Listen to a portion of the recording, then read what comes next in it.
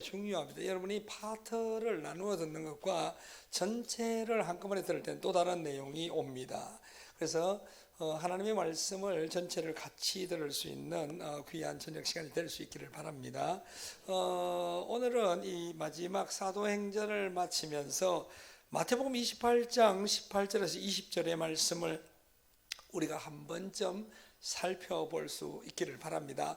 이 사도행전의 말씀은 결국은 이 말씀을 따라갔던 길이죠. 그 말씀에 보면 마태복음 28장 18절에서 28장 우리가 지상명령이라는 부분이 나타납니다. 부활의 주님을 만났을 때 주님이 제자들에게 다음의 미팅 포인트, 부활의 주를 볼 수 있는 장소와 환경을 설명한 내용입니다. 그래서 어떤 사람은 이것을 어떤 명령이다, 어떤 사명이다 이렇게 하는데 그것이 아니고 실상은 부활의 주님과 같이 갈 수 있는 유일한 방향, 방법, 이것이 마태복음 28장의 18절에서 20절의 이야기입니다. 이 내용을 살펴보면 이렇습니다. 예수께서 말씀하십니다. 하늘과 땅의 모든 권세를 내게 주셨으니. 특별히 우리가 성령의 은혜와 또 하나님의 능력과 은사와 여러 가지 경험을 할 때 가장 중요한 건 권세입니다. 예수님은 권세가 주께 있다는 표현을 썼다는 것이 굉장히 중요합니다. 이 예수님이 가진 모든 권세, 주님이 그 권세를 가진 주님과의 동행은 놀라운 인생으로 변할 수밖에 없습니다. 왜냐하면 내가 권세가 없는데 이 땅에 내가 혼자 헤쳐간다는 것은 불가능한 일입니다. 권세 있는 자와 같이 사는 것이 가장 현명한 길입니다. 세상을 살아도 높은 사람하고 같이 살고 싶은 것이 당연한 거 아닙니까? 왜냐하면 그 길에 그의 권세로 내가 얻을 게 있기 때문에 그러십니다. 주님도 동일한 얘기를 합니다. 내가 보통 권세가 아닙니다. 하늘과 땅의 권세를 주님이 가지고 있다고 합니다. 그래서 주님이 말씀하시기를 내가 네 안에, 네가 내 안에 있기를 원한다라고 이야기를 하는 겁니다. 그러므로 우리가 예수를 믿고 나올 때 그 주님의 하늘과 땅의 권세를 가진 그 주님의 권세를 인정하며 주님과의 동행을 꿈꿀 때에 정말 놀라운 세계가 펼쳐지는 것을 보게 됩니다. 저는 이 말씀을 경험해 본 장본인입니다. 저는 아무것도 아니었습니다. 그래서 저는 어느 날 이 말씀을 묵상하게 됩니다. 주님이 친히 말씀하신 것이 하늘과 땅의 권세, 놀라운 이야기입니다. 우리는 당장 오늘 작은 일을 해결하지 못해서 한절부절하는데 하늘과 땅의 권세를 가진 예수님과의 동행은 어떤 길일까? 저는 몹시 궁금하고 이 길을 따라가 보았을 때 그 권세에 나타내면 상상을 초월하는 정말 사도행전에 말했던 엑스트라오디너리 미러클, 놀라움의 세계로 인도되는 것을 보았습니다. 오늘 우리가 이 부르심 앞으로 갈 수 있기를 바랍니다. 공부를 하는 중에서도 우리가 사업을 하는 중에서도 가정 안에서도 예수를 인정할 수 있기를 바랍니다. 우리와 함께 가는 예수님은 하늘과 땅의 권세를 가졌다. 우리는 인간의 한계를 가지고 있기 때문에 경험이 있기 때문에 트라우마가 있기 때문에 아주 작은 일에도 민감하며 절망합니다. 그러나 주님의 권세에 집중하면 두려움이 사라집니다. 이 주님의 권세가 나를 덮는 것을 보아야 합니다. 이 권세 가진 예수님이 나와 함께 가기를 오늘도 소망하십니다. 그분은 그 권세를 나를 통해서 세상에 보여주기를 원합니다. 우리가 이 놀라운 축복의 통로가 될 수 있는 것을 꿈꿀 수 있기를 바랍니다. 그래서 예수의 이름을 선포한다는 것은 그 권세가 나타나는 길을 연다는 뜻을 이야기합니다. 바울이 그 길을 갖고 베드로가 갔던 길입니다. 바울이 능력이 있으면 아닌 것을 우리는 너무나 잘 압니다. 바울도 크리스찬 중에 한 명이었습니다. 그러나 그가 하늘과 땅의 권세를 가진 예수와의 동행이 오늘 사도행전에 같은 놀라운 이야기로 전개되었습니다. 이 사도행전은 끝난 것이 아니고 우리를 통해서도 계속된다는 얘기를 여러분이 많이 들었을 것입니다. 그 예수의 권세 안에서 이 권세를 가진 주님이 우리에게 부탁하고 당부하고 소망하는 것이 무엇이었을까요? 그렇기 때문에 그러므로라는 말이 중요합니다. 권세를 가진 주님이 우리에게 말하는 겁니다. 너희는 가서 모든 민족으로 제자를 삼아. 여러분, 예수님의 단위가 민족이라는 것을 한번 좀 생각해 볼 필요가 있습니다. 우리는 한 사람 전도하는데 아주 어려움을 겪고 좌절하기도 합니다. 주님은 민족이 한 세트입니다. 한 모든 민족이라는 표현을 썼다는 것은 그 유니트, 그 단위가 민족 단위라는 것을 보게 됩니다. 저는 이 말씀을 받았을 때 우간다를 주시옵소서라고 기도합니다. 우간다 공항에 도착을 했을 때 지도를 삽니다. 하나님 아버지, 우리는 작은 교회 하나 세우기 위해서 온 것이 아닙니다. 이 땅을 주십시오. 저는 일주일에 한 번씩 우간다의 거의 많은 지역을 지나가게 됩니다. 보통 한 300-400km를 다닙니다. 매주. 그 길을 떠날 때마다 이런 생각을 합니다. 오늘도 아버지의 땅을 정찰하러 간다고 얘기합니다. 밤새 도둑이 들어왔는지 담이 무너졌는지 무엇이 이 땅에 들어왔는지 그것을 보고자 하는 심정으로 차를 운전하며 컨퍼런스 하는 장소를 가게 됩니다. 오늘 우리가 우리에게 주신 놀라우신 하나님의 계획이 하나님의 놀라운 스케일 안으로 들어갈 수 있기를 바랍니다. 우리가 우간다 땅을 돌면서 생각합니다. 아버지의 땅이라고 얘기를 합니다. 이것이 아버지의 땅이라고. 산을 계곡을 넘어갈 때 이 흑암의 세력을 향해서 선포합니다. 이것은 아버지의 땅이고 주님의 권세로 선포합니다. 그렇기 때문에 우간다의 부흥을 꿈꿀 수 있었던 겁니다. 그저 어떤 작은 한 사람의 일을 도우려 간 것이 아니고 이 약속을 보고 싶었죠. 한 민족의 변화를 통한 선교의 새로운 패러다임과 이그잼플을 만들고 싶었습니다.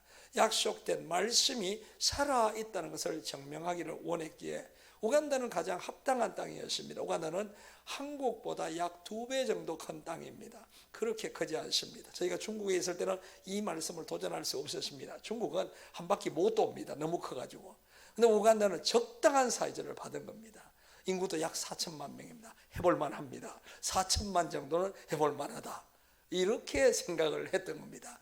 그래서 저희는 지도를 사서 처음에 5개년 계획을 세웁니다. 거기 보면 5년 안에 우리가 가야 할 곳을 지도에 선을 그어 놓습니다. 10년 안에 지나가야 할 선을 그어 놓습니다. 15년 안에 가야 할 곳을 그어 놓았습니다. 그런데 15년이 지날 때 제가 컴퓨터 파일을 열어봅니다. 그 지도를 봅니다. 놀라운 것을 발견합니다. 우리가 그때 믿음으로 그었던 선들의 그 방향대로 하나님은 교회를 세웠던 겁니다. 오늘 우리가 하나님의 살아계신 약속 안에서 정말 말씀을 이루고자 하는 샘플, 이그잼플이 될 수 있는 그런 믿음의 도전이 이 말씀을 통해서 여러분에게 임할 수 있기를 바라고, 모든 민족을 제자로 삼아라는 말이에요. 삼아, 그것을 받아들일 준비를 하라는 겁니다. 제자를 많이 만든다는 뜻은 굉장히 행복할 것 같지만 그렇지 않습니다. 모든 사람 제자를 삼는다는 것, 그 인생에 개입하여 책임지라는 뜻을 얘기를 하는 겁니다. 그냥 우리가 수료증을 주고 제자를 하고 혹은 이름을 너는 내 제자가 아닙니다. 같이 책임지고 인생을 같이 가야 됩니다. 저는 중국에서 중국 선교사를 만난 지가 23년이 되었습니다. 그때 대학생들이 아프리카 우간다로 저희와 함께 가서 지금은 가정을 이루고 자녀를 놓고 23년째 같이 살아가고 있습니다. 우리는 팀워크라고 말하지 않습니다. 이것은 가족의 일이라고 이야기를 합니다. 그 선교사님들은 자기 부모님과 산 시간보다 저하고 산 시간이 더 길었습니다. 중국에 있을 때도 우리는 중국 선교사를 우리 가정 안에서 밥을 같이 지어 먹으며 한 집에 살았습니다. 우간다에 갔을 때도 조그마한 집을 빌려서 모든 선교사를 데리고 같이 살았습니다. 이제는 그들이 결혼을 했기 때문에 분가를 했을 뿐입니다. 제자라는 단어가 쉽지가 않습니다. 제자는 좋을 때만 제자가 아닙니다. 안고 살아가는 것을 이야기를 합니다. 저는 우간다 선교를 통해서 선교란 것은 손을 꼭 잡고 30년을 가면 모든 사람은 인생이 변하게 되어 있다고 믿는 겁니다. 오늘 우리가 한 구절의 성경을 가르쳐 인생을 바뀌는 그런 인스턴트적인 제자화가 아니고 손을 잡고 인생을 같이 가는 겁니다. 오늘 여러분이 이런 놀라운 그 방향 앞에 한 사람의 인생에 개입할 수 있는 용기가 있을 수 있기를 바랍니다. 우리는 어떻게 보면 이기적이 사람이 되었죠. 개입하고 싶지도 않고 개입받고 싶지도 않습니다. 그러나 주님은 개입하라고 얘기를 하는 겁니다. 어떤 인생에 개입해서 그 인생이 주님 앞으로 올 때까지 손을 붙잡고 같이 사는 겁니다. 그래서 우간다에 갔을 때 우리 우간다 대학생들을 데리고 살았습니다. 처음에 우리가 우간다 대학생들 집에 데리고 살았습니다. 너무너무 힘들었습니다. 음식이 다릅니다. 중국에 살 때는 우리가 대학생들을 데리고 살았지만 괜찮습니다. 같은 음식을 먹습니다. 우간다는 바나나를 주식으로 먹고 우리는 밥을 먹어야 됩니다. 그분들은 밥을 먹으면 배가 고프다고 합니다. 하는 수 없이 우리가 한 집에 사는 것을 포기했지만 교회에다가 숙소를 엄청나게 많이 만들어가지고 지금 처음 만들었던 우간다 비전교회는 60명의 대학생들을 공동생활합니다. 그리고 새샘교회가 세운 미션센터에는 현재는 130명이 공동생활을 합니다. 우리는 이것을 계속 확장해서 500명의 대학생들을 우리는 공동생활의 현장으로 끌어가기를 원합니다. 저는 이렇게 얘기합니다. 멀리서 보지 말고 환상은 당신의 환상으로 선교사를 기대하지 마라. 가까이 와서 내 더러운 성질도 가까이서 보고 내 허물도 보고 그리고 거기에 주가 없으면 딴 데 가라라고 얘기를 합니다. 나는 여기에 성인군자로 온 사람이 아니다. 영어 선생님으로 온 사람도 아니다. 나는 원래 허물이 많지만 나는 주를 따라가고 싶고 당신과 함께 그 길을 가고 싶다는 것이 제가 하는 말입니다. 우리가 완벽해서 나는 너를 가르치러 온 사람이 아니라는 거죠. 나도 주를 더 알고 싶고 닮고 싶고 변하고 싶다는 거죠. 그 길을 같이 가자라고 했던 겁니다. 그것이 우리가 말했던 제자화의 길이었던 거죠. 그래서 이 성경을 보면 스케일을 넓혀야 됩니다. 모든 민족으로 목표를 정해야 합니다. 제자를 삼아. 이 말이 특수한 사람들이 할 수 있는 것 같지만 그렇다고 생각하지 않습니다. 여러분의 믿음으로 오늘 흩어진 이웃과 가족을 향해서 개입하기를 원합니다. 여러분 안에 하늘과 땅에 예수의 권세가 있기 때문에 그렇습니다. 해결할 수 있고 책임질 수 있는 능력을 주께서 약속했습니다.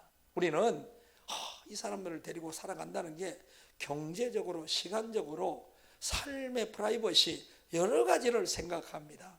두렵습니다.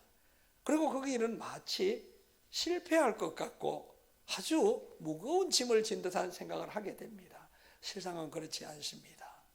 하나님이 함께하는 놀라운 은혜가 여러분을 덮어줄 줄로 믿습니다. 저는 중국 선교와 우간다 선교를 통해서 이것을 보았던 사람이고 지금도 이 길을 가고 있는 사람입니다. 부족하고 환경에 따라서 상황은 달라질지라도 함께 가는 제자와의 삶이라는 것은 중요합니다. 저는 아프리카 우간다에 갔을 때 여호수아 1장 2절을 받게 됩니다. 모세는 죽었다. 너는 이제 일어나 이 백성과 더불어 요단을 건너가라. 그때 당시 이 여호수아는 충격이었을 겁니다. 그때 모세가 누군가? 모세는 이스라엘의 신과 같은 사람이었습니다. 바로를 무찌르고 홍해를 가르고 그리고 그 광야를 지나왔던 인도자 모세가 그렇게 의지했던 모세가 죽은 겁니다. 죽은 것을 다 아는데 왜 하나님은 여호수아에게 첫 구절이 모세가 죽었다라고 시작할까요? 현실을 직시하라는 겁니다. 너를 도울 자는 없다는 겁니다.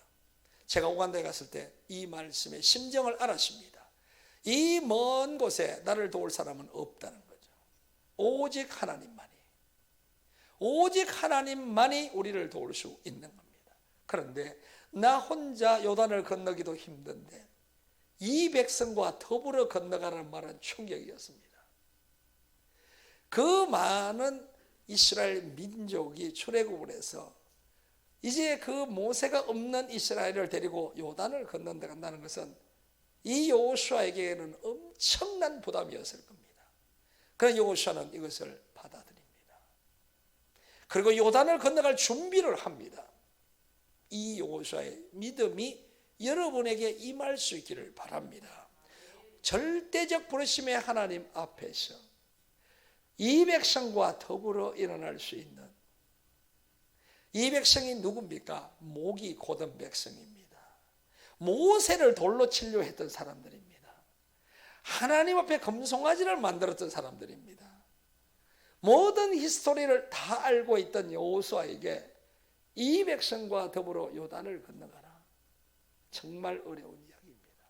그러나 여호수아는 이 말씀을 따라갑니다. 저희가 이 말씀을 따라가 보았습니다. 쉬운 일이 아니었습니다. 처음에 우리가 이 백성과 더불어 할 때는 우리 교회 인원이 30명쯤 됐습니다. 제가 생각을 했습니다. 30명쯤은 어떻게 데리고 갈 수 있다.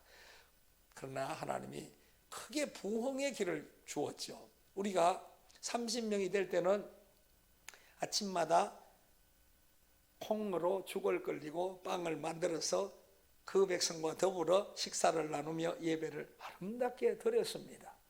그런데 어느 날 교인이 거의 700명에 육박할 정도로 성장하는 날이 되었습니다. 그 700명이 되는 날 제가 무엇을 했겠습니까? 계산기를 가지고 계산을 합니다. 700명에게 빵을 주고 죽을 주려면 얼마가 될까? 두려운 거죠. 내 한계 안에서 데리고 가고 싶은데 한계를 벗어난 겁니다. 그날 제가 계산기의 숫자를 보고 결론을 내립니다. 불가능하다는 거죠. 그래서 제가 멋진 설교를 준비합니다. 여러분, 교회는 빵을 먹으러 오는 것이 아닙니다. 하나님의 말씀을 들으러 와야 합니다. 아멘이 아닙니다. 제가 아주 멋진 구절들을 다 찾아가지고 변명을 적어놨습니다. 그 얘기는 우리가 더 이상 빵을 못 주니까 알아서 강을 건너가자는 뜻입니다. 책임을 지고 싶지도 않고 개입을 하고 싶지도 않다는 뜻입니다. 그래서 제가 멋진 설교를 준비해서 설교를 하려고 이 강대상 앞에 앉아 있을 때 주님이 그 아침에 이런 얘기를 합니다. 아침을 먹었느냐? 제가 아침을 먹었습니다. 그러니까 주님이 너는 먹는 것이 정상이고 이 교인들은 안 먹는 것이 정상이라고 누가 가르쳐 주더냐? 너는 어떻게 먹게 되었느냐? 제가 큰 충격을 받았습니다. 저는 먹는 것이 정상이었고 이분들은 못 먹어도 그 문제가 안 되는 것처럼 느껴진 겁니다.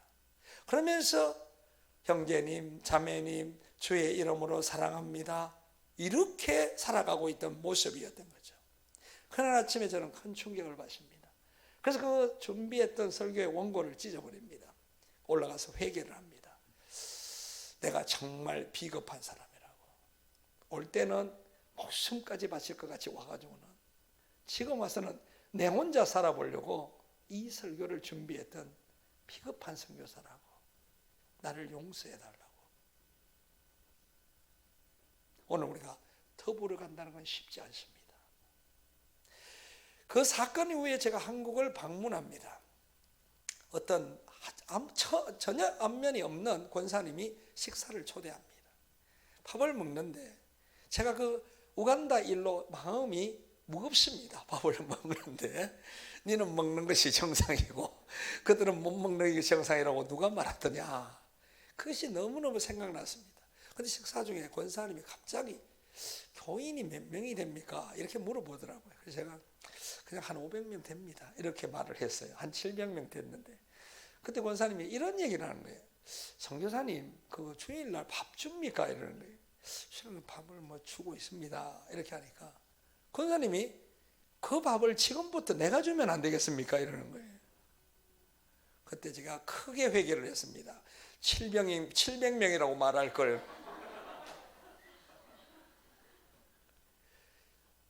하나님의 도움이라는 것은 상상하지 못하는 곳에 등장합니다. 더불어라는 단어가 우리에게는 중요합니다.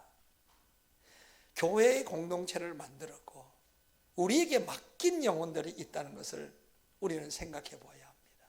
우리가 언제부터는 이기적이고 개별적인 삶으로 전락해 버렸습니다. 개입하고 싶지도 않고 개입받고 싶지도 않는 인생으로 바뀌어 버렸습니다.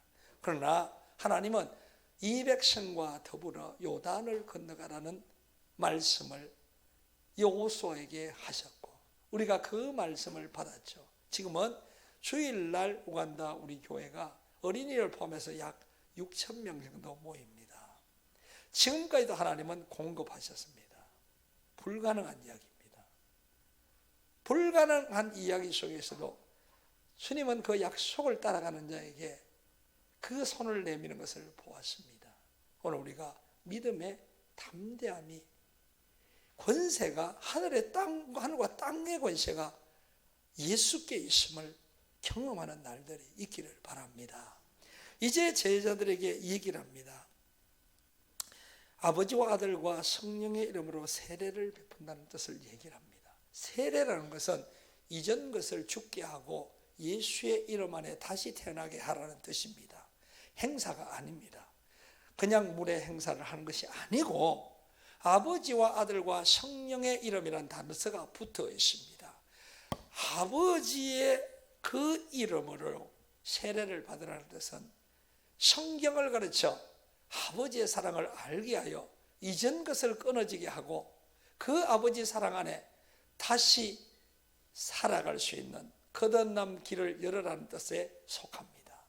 그냥 우리가 인사할 때, 세례를 할 때 아버지와 아들과 성령의 이름을 세례로 주노나 그 한 문장이 아닙니다. 아버지를 알아야죠. 아버지를 알 때까지 가르치고 싶었습니다. 그래서 성경을 가르친 겁니다.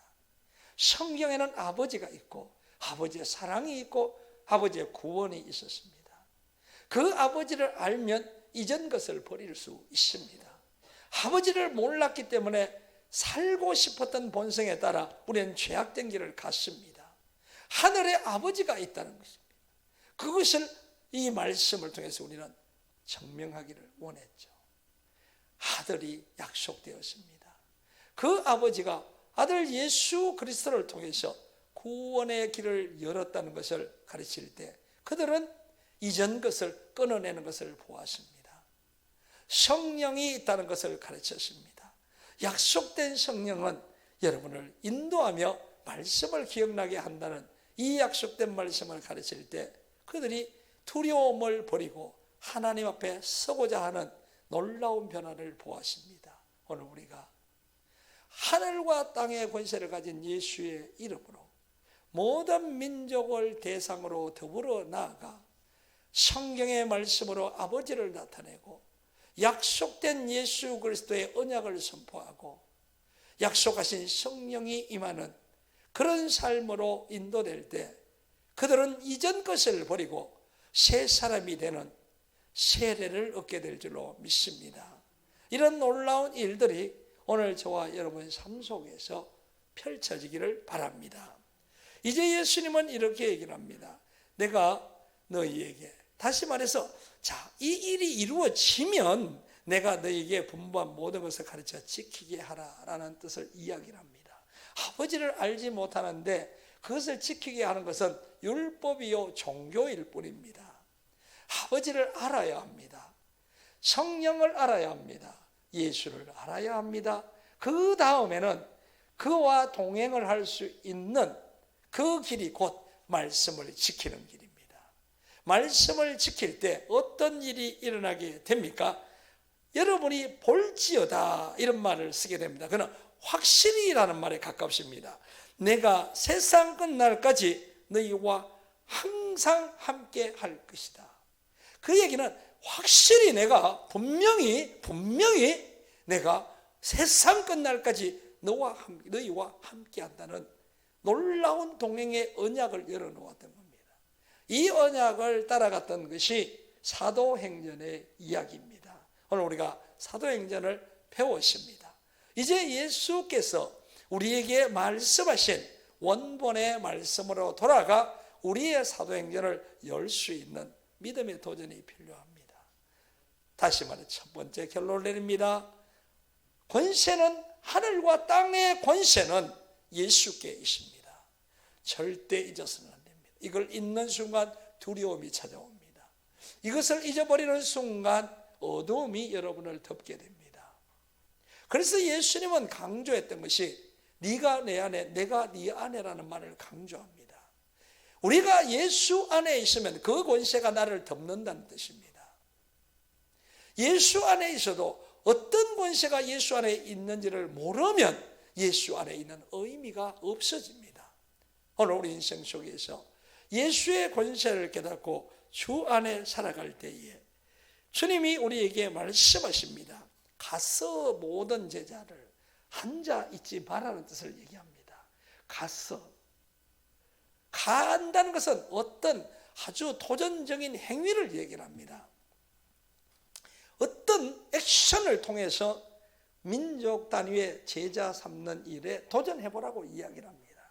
우리는 아무것도 모르고 이 길을 갔지만 가고 나서 지나간 흔적을 봤을 때 이 말씀이 우리를 인도했다는 것을 알게 되었습니다. 우리는 중국에서 제자들, 중국 선교사들을 섬길 때 공안이 두려워서 같이 살았습니다. 그렇지만 그 길이 이 길이었다는 것을 훗날 알게 됩니다. 이 제자를 삼는 길, 한 인생에 영향을 미칠 수 있는 그런 일들을 하기 위해서는 가까이 가야 합니다. 같이 더불어 사는 인생, 더불어 사는 책임, 더불어 열어가는 즐거움, 이 모든 것이 공존할 때 우리는 제자라고 표현할 수가 있습니다. 그럴 때 우리는 아버지를 가르쳐야 하고 그 아들 예수를 가르쳐야 하고 성령을 가르칠 때 그것을 깨닫는 모든 자는 이전 것을 버릴 수 있습니다. 그것을 아는 모든 자는 이전 것에 벗어날 수 있는 용기가 있습니다. 이것을 세례라고 합니다. 하나님을 향한 선한 양심이 회복되는 역사가 일어나게 됩니다. 여러분, 베드로는 세례란 하나님을 향한 선한 양심의 간구라고 이야기합니다. 이전에는 양심이 없던 사람이었습니다. 제가 이 길을 잘 압니다. 제가 믿지 않았을 때는 교회에 오지 않아도 양심이 찔림이 없었습니다.